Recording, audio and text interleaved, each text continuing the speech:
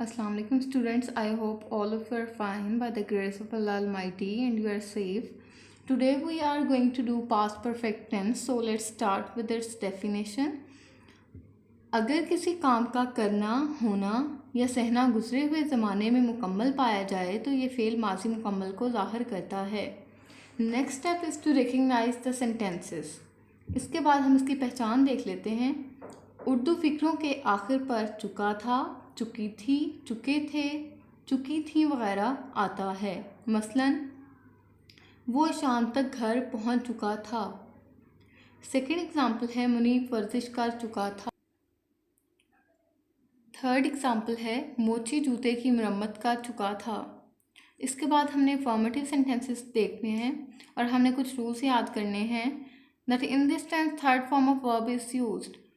इस टेंस में throughout the tense. चाहे आप किसी भी तरह के सेंटेंसेस को फॉर्मुलेट करें, आपने थर्ड फॉर्म ऑफ वर्ब ही इस्तेमाल करनी है.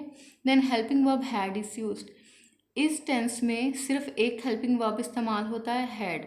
और आपने इस हवाले से कंफ्यूज नहीं होना कि हमने किसके साथ क्या इस्तेमाल करना है. इसमें चाहे आपके सब्जेक्ट्स जो हैं आप सब्जेक्ट सिंगुलर यूज़ करें या फिर प्लूरल यूज़ करें. इसका मतलब है कि चाहे आप ही, शी, इट में से किसी का इस्तेमाल करें या वाहिद नाम का इस्तेमाल करें या फिर चाहे दे, आई, वो, यू वगैरह का इस्तेमाल करें, आपने सबके साथ हैड का ही इस्तेमाल करना है. इसके बाद हम इसकी फॉर्मेशन देख लेंगे. सबसे पहले आप सब्जेक्ट लिखेंगे, देन आप हैड लिखेंगे, फिर आप थर्ड फॉर्म ऑफ वर्ब लिखेंगे और फिर आप ऑब्जेक्ट लिखेंगे. हम इसकी एग्जांपल्स देख लेते हैं. फर्स्ट एग्जांपल है वो मैच खेल चुके थे. They had played a match. इसमें दे आपका सब्जेक्ट है, हैड आपने हेल्पिंग वर्ब इस्तेमाल किया, played third form of verb है और मैच आपका ऑब्जेक्ट है. सेकंड एग्जांपल है वो गाना गा चुकी थी. शी हैड संग अ सॉन्ग. थर्ड एग्जांपल है अली चाय पी चुका था. Ali had taken tea. Fourth example है माली पौधों को पानी दे चुका था. The gardener had watered the plants. Fifth example है मैं उसे पहले ही खबर बता चुका था. मैं उसे पहले ही खबर बता चुका था. I had already told him the news. आपने ये रूल याद रखना है that two actions are generally discussed in this tense.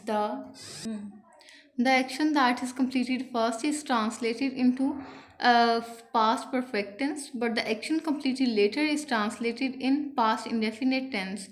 इसका मतलब ये है कि अमूमन इस टेंस में दो तरह के हम एक्शंस को डिस्कस करते हैं. अगर पहला एक्शन जो होता है हम उसको पास्ट परफेक्ट टेंस में ट्रांसलेट करते हैं और जो बाद में एक्शन टेक प्लेस होता है हम उसे पास्ट इंडेफिनिट टेंस में ट्रांसलेट करते हैं. फॉर एग्जांपल जब मैं आया तो वो ख़त लिख चुका था.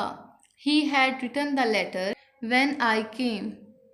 सेकेंड एग्जाम्पल है जब वो गया तो हम हॉकी खेल चुके थे. We had played hockey when he left.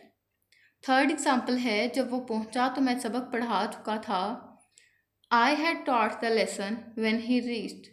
इसके बाद नेक्स्ट रूल जो आपने याद रखना है दैट द वर्ड पहले is translated with the word before but the word पहले ही is translated with the word already. इसका मतलब ये है कि अगर कहीं पे आप पहले का वर्ड इस्तेमाल कर रहे हैं तो आपने उसको बिफोर के साथ ट्रांसलेट करना है और अगर वर्ड पहले ही आया है तो आपने उसको ऑलरेडी के साथ ट्रांसलेट करना है. फॉर एग्ज़ाम्पल मैं पहले ही ड्राइविंग सीख चुका था. I had already learn driving. तुम्हारे आने से पहले मैं जा चुका था. I had gone before you came. इसके बाद नेगेटिव सेंटेंसेस हमने करने हैं. Not placed after had to make negative. हमने हैड के बाद नॉट लगाना है तो हमारा सेंटेंस जो है वो नेगेटिव हो जाएगा. इसकी हम फॉर्मेशन देख लेंगे. आप सबसे पहले सब्जेक्ट लिखेंगे, देन आप हैड लिखेंगे, फिर आप नॉट लिखेंगे, then third form of verb और फिर ऑब्जेक्ट. इसकी कुछ एग्जांपल्स हम देख लेते हैं. फर्स्ट एग्जांपल है वो पतंग उड़ा नहीं चुके थे. They had not phloem kites. Second example है वो गाना गा नहीं चुकी थी. शी हैड नॉट संग अ सॉन्ग. थर्ड एग्जांपल है वो फैसलाबाद जा नहीं चुका था. He had not gone to Faisalabad. Fourth example है तुम मुझे नज़म पढ़ा नहीं चुके थे. You had not taught me a poem. Fifth example है माली पौधों को पानी नहीं दे चुका था. The gardener had not watered the plants. इसके बाद इंटेरोगेटिव सेंटेंसेस हैं। Had is placed before the subject to make interrogative. मतलब ये है कि हमने हैड को सब्जेक्ट से पहले लगाना है तो हमारा जो सेंटेंस है वो इंटेरोगेटिवली फॉर्मुलेट हो जाएगा। इसकी फॉर्मेशन देख लेते हैं। सबसे पहले आप सब्जेक्ट हैड लिखेंगे। हैड लिखने के बाद आप सब्जेक्ट लिखेंगे, देन आप थर्ड फॉर्म ऑफ वर्ब लिखेंगे और फिर आप ऑब्जेक्ट लिखेंगे और एट द एंड आपने क्वेश्चन मार्क लास्ट में पुट करना है। इसके भी कुछ एग्जांपल्स हम देख लेंगे। क्या अली पहले ही चाय पी चुका था? Had Ali already taken T. और पहले ही वाला रूल मैंने आपको बता दिया है कि इसको हम ऑलरेडी के साथ ट्रांसलेट करते हैं। क्या अली अपना काम कर चुका था? Had Ali done his work. क्या चपरासी घंटी बजा चुका था? हैड द पियन रंग द बेल। इसके बाद हमने डबल इंटेरोगेटिव सेंटेंसेस करने हैं, तो उसके लिए question word is use before had to make double interrogative. इसका मतलब है कि आपका जो सेंटेंस आपने इंटेरोगेटिवली सिंपल इंटेरोगेटिवली फॉर्मुलेट किया है, उससे पहले जब आप क्वेश्चन वर्ड लगा देंगे तो आपका सेंटेंस डबल इंटेरोगेटिव बन जाएगा। हम इसकी फॉर्मेशन को सबसे पहले देखेंगे। आप क्वेश्चन वर्ड सबसे पहले लिखेंगे, देन आप हैड लिखेंगे, फिर आप सब्जेक्ट लिखेंगे, फिर आप थर्ड फॉर्म ऑफ वर्ब लिखेंगे, लास्ट पे ऑब्जेक्ट और एट द एंड आपने इंटेरोगेशन मार्क लास्ट में पुट करना है। इसकी भी एग्जांपल्स हम देख लेते हैं।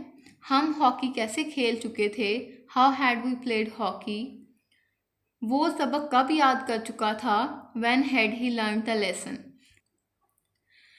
तो आपका पास्ट परफेक्ट टेंस जो है वो कंप्लीट हो गया है। हमने सबसे पहले इसकी डेफिनेशन देखी, देन हमने देखा that how we identify the sentences of the past perfect tense. फिर हमने अफर्मेटिव सेंटेंसेस किए, देन हमने नेगेटिव सेंटेंसेस किए, फिर हमने सिंपल इंटेरोगेटिव और लास्ट पे हमने डबल इंटेरोगेटिव सेंटेंसेस किए। तो स्टूडेंट्स, आई होप सो कि आपको सारे रूल्स भी समझ में आ गए हों और फॉर्मेशन और इसका स्ट्रक्चर जैसे भी था। मैंने आपको ये भी बता दिया कि अगर कोई अमूमन इस टेंस में दो तरह के एक्शंस को हम डिस्कस करते हैं।